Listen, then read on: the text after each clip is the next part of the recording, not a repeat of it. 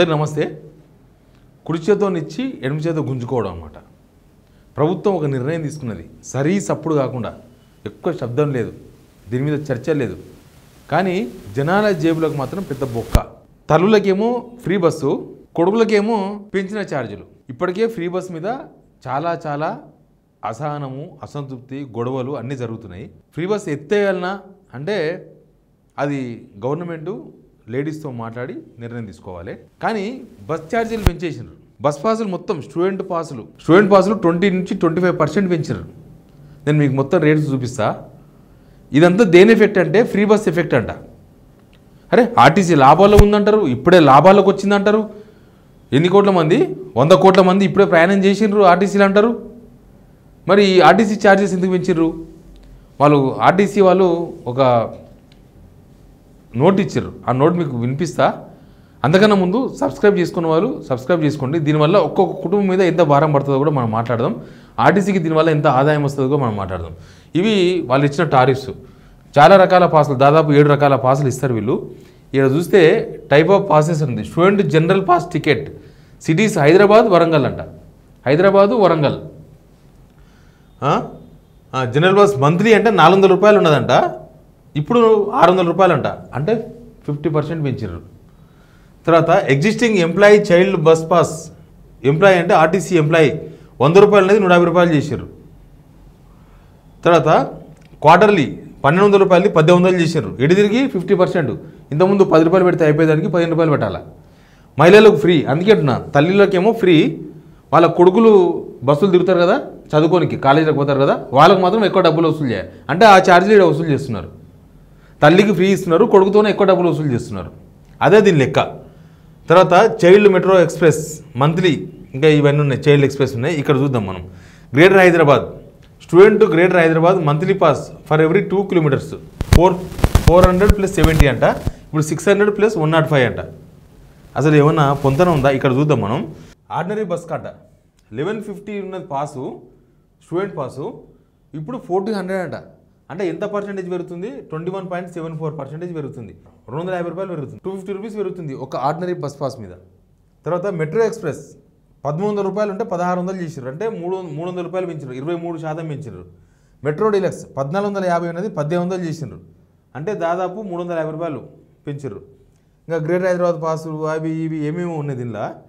దీని ఎఫెక్ట్ బాగా ఎఫెక్ట్ పడేది ఎవరి మీద అంటే పేద మధ్యతరగతి విద్యార్థుల మీద, ఆ కుటుంబాల పైన. బస్సులో తిరిగేదేమో వాళ్ళు కాదు, బస్సులో ఫ్రీ బస్సును ఉపయోగించుకునేది పేద మధ్యతరగతి వాళ్ళు కాదు ఎక్కువ ఉపయోగించుకునేది. ఇప్పుడు ఊళ్ళలో ఉన్న పేద మధ్యతరగతి జనాలు రోజు వాళ్ళ తెల్లగారింటికి పోతారా, రోజు హైదరాబాద్కి వస్తారా, ఎక్కడ పోతారు? వాళ్ళే మాట్లాడుతున్నారు కదా, చాలామంది మహిళలు మాట్లాడుతున్నారు. మేమన్నా రోజు బస్సు ఎక్కేది ఉందా? బస్సు ఎక్కేది ఆ ప్రభుత్వ ఉద్యోగులు, లేకపోతే ఏదైనా వ్యాపారాలు చేసుకునే వాళ్ళు, వాళ్ళు ఎక్కుతారు. కానీ మాకేం పని? నేను నెలకొన్నాడుగా బస్సు ఎక్కను కానమంటది. వాళ్ళకేం ప్రాబ్లం లేదు. కానీ వాళ్ళ కొడుకులు రోజు కాలేజీకి పోవాలి, రోజు ఎవ్రీ డే పోవాలి కాలేజీకి, ఎవ్రీ మంత్ బస్ పాస్ తీసుకోవాలి. దాని మీద మాత్రం ఛార్జెస్ పెంచేసినారు. ఇంత టారిఫ్ ఒకటేసారి చాలా హైక్ చేసినారు. బహుశా ఇది అయిపోయిన తర్వాత నెక్స్ట్ జనరల్ టికెట్స్ కూడా పెంచుతారు. ఊర్లోకి వెళ్ళి హైదరాబాద్కి వచ్చే ఇవి ఉన్నాయి కదా, ఈ బస్సులు హైవేల మీద తిరిగే బస్సులకు ఆల్రెడీ ఈ టోల్గేట్ పేరుతోన 10 టోల్గేట్ ఛార్జెస్ ఏం పెరగలే. కానీ టోల్గేట్ పేరు మీద 10 రూపాయలు పెంచారు. టికెట్ మీద 10 రూపాయల నుంచి 20 రూపాయల వరకు పెంచారు టోల్గేట్. అవి అన్ఎక్స్పెక్టెడ్గా ఎవరు చెప్పింది లేదు. ఇంతకుముందు బస్ ఛార్జీలు పెరుగుతున్నాయంటే ఒక పెద్ద లెక్క ఉండేది, ఒక పెద్ద చర్చ ఉండేది. అవసరమైతే ప్రయాణికుల ఒపీనియన్ తీసుకునే వాళ్ళు, ప్రజాభిప్రాయ సేకరణ అంటారు చూడు, అట్లా జరిగేది. బస్ ఛార్జీలు పెంచాలనా వద్దా ఏందని. ఆర్టీసీ లాభాల్లో ఉన్నప్పుడు, ఆర్టీసీలో 100 కోట్ల జనం మహిళలు తిరుగుతున్నప్పుడు, ఆర్టీసీ ఎప్పుడూ లేని పైసలు ఇప్పుడు వచ్చినప్పుడు ఈ బస్ ఛార్జీలు దేనికోసం పెంచినట్టు? ఇంత పర్సెంటేజ్ 1150, 1400. అసలు చాలామంది తెలంగాణ మేధావులు ఏం చెప్పారంటే ఈ మహిళలకు ఫ్రీ బస్ ఇచ్చే బదులు, మహిళలకు ఇచ్చే బదులు దానికి కూడా ఏదైనా రూల్స్ పెట్టి, లేకపోతే స్టూడెంట్స్కు, మహిళా విద్యార్థిని లేకపోతే విద్యార్థులు ఎవరైనా సరే స్టూడెంట్స్కు బస్సు ఫ్రీ ఇవ్వచ్చు కదా, వాళ్ళు కాలేజీలో పోయి చదువుకుంటారు. అంటే వాళ్ళ గ్రోత్కు పనికొస్తుంది. మీరు అట్లా కూడా ఇప్పుడు వాళ్ళకి మిగిలేది ఎంత మిగులుతుందో తెలియదు. వీళ్ళు ఏమన్నారంటే ఒక్కొక్క మహిళకు 1500 రూపాయలు మిగులుతాయి అన్నారు బస్సు ఫ్రీ ఉండడం వల్ల. 1500 రూపీస్ మిగులుతాయి అంటే ఒక్కొక్క మహిళకు బస్సు ఫ్రీగా ఉంటే. రోజు ఏమన్నా ఎంత పర్సెంటేజ్ మహిళలు తిరుగుతున్నారు? మొత్తం మన దగ్గర ఓటర్లు అయితే 1.5 కోటి ఉన్నారు మహిళలు. ఇక నాన్ ఓటర్సు అమ్మాయిలు అబ్బాయిలు బిలో 18 ఇయర్స్ బిలో 21 ఇయర్స్ లెక్క పెట్టుకుంటే 2 కోట్ల మంది ఉండొచ్చు. 2 కోట్ల మంది అబ్బాయిలను తీసేస్తే అమ్మాయిలు 2 కోట్ల మంది లెక్క పెట్టుకుందాం. 2 కోట్ల మందిలో రోజు బస్సులో తిరిగే వాళ్ళు ఎంతమంది మహిళలు? వాళ్ళకి ఏం మిగులుతుంది?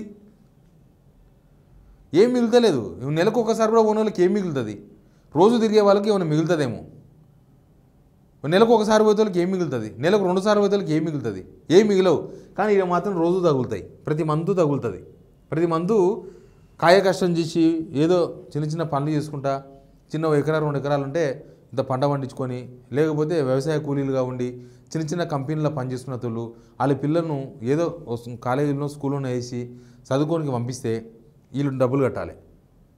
వాళ్ళ అమ్మోళ్ళకి ఎంతవరకు ఉపయోగపడుతుందో తెలియదు. కానీ వాళ్ళు మీరు బస్ ఛార్జీలు పెంచడంతో ఆ కుటుంబం మీద బర్డెన్ పడుతుంది. కుటుంబానికి మిగలడం కాదు, కుటుంబానికి భారం అవుతుంది ఇది.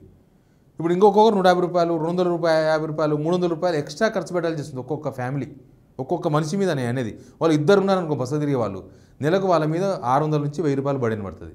ఇంకా మీరు ఆడ ఏం మిగిలిచ్చినట్టు? వాళ్ళకి ఏం లబ్ధి చేకూరినట్టు ఫ్రీ బస్ వల్ల? మొత్తం స్టూడెంట్స్ అందరికీ ఫ్రీ చేయొచ్చు కదా, మహిళలతో పాటు స్టూడెంట్స్ మొత్తం.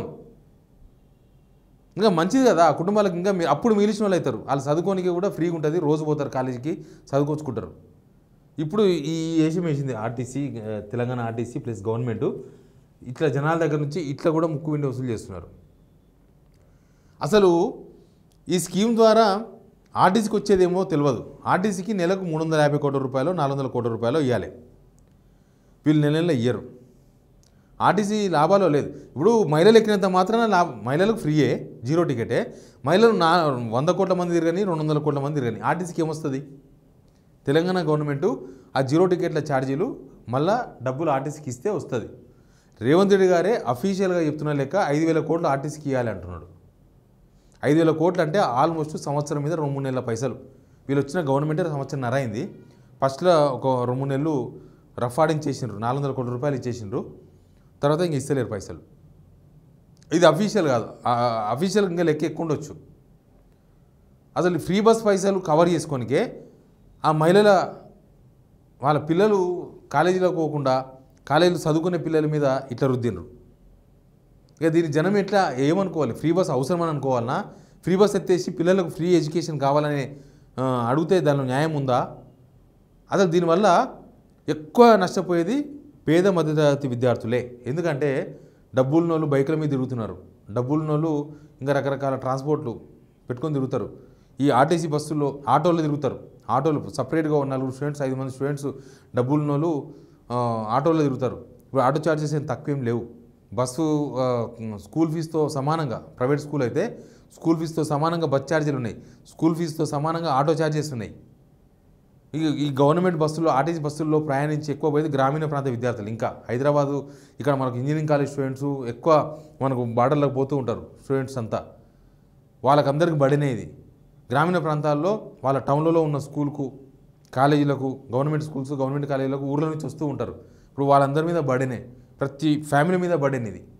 గవర్నమెంట్ ఆలోచించాల్సిన అవసరం ఉంది. మెట్రో ఛార్జెస్ పెంచితే హైదరాబాద్లో మెట్రో ఛార్జెస్ మొన్న అమాంతం పెంచారు. తర్వాత మళ్ళీ 10% తగ్గించారు. కానీ అప్పటి నుంచి మెట్రో ఛార్జెస్ పెంచుతామన్నప్పటి నుంచి మెట్రో గిరాకిపోయింది. మెట్రో పొద్దుగాల 1 గంటన్నర, సాయంత్రం 1 గంటన్నర తప్ప మిగతా మొత్తం ఇంతకుముందులాగా జనం ఉండలేరు, ఖాళీగా ఉంటున్నాయి మెట్రోలు. జనం వేరే రూట్ చూసుకున్నారు, మస్తు వేస్తున్నాయి పోనీకి. కానీ గ్రామీణ ప్రాంతం వాళ్ళకు ఆర్టీసీ తప్ప వేరే లేదు. కాబట్టి ఆర్టీసీలో మీరు మహిళలకు ఫ్రీ అని చెప్పి విద్యార్థుల మీద ఇట్లా దబాయించి ఛార్జీలు వసూలు చేయడం ఎంతవరకు కరెక్ట్ అనేది ప్రభుత్వం ఆలోచించాల్సిన అవసరం ఉంది. మీరు కూడా కింద కామెంట్ రూపంలో చెప్పండి ప్రభుత్వానికి ఏమైనా చెప్పదలుచుకుంటే. Please subscribe Signal TV.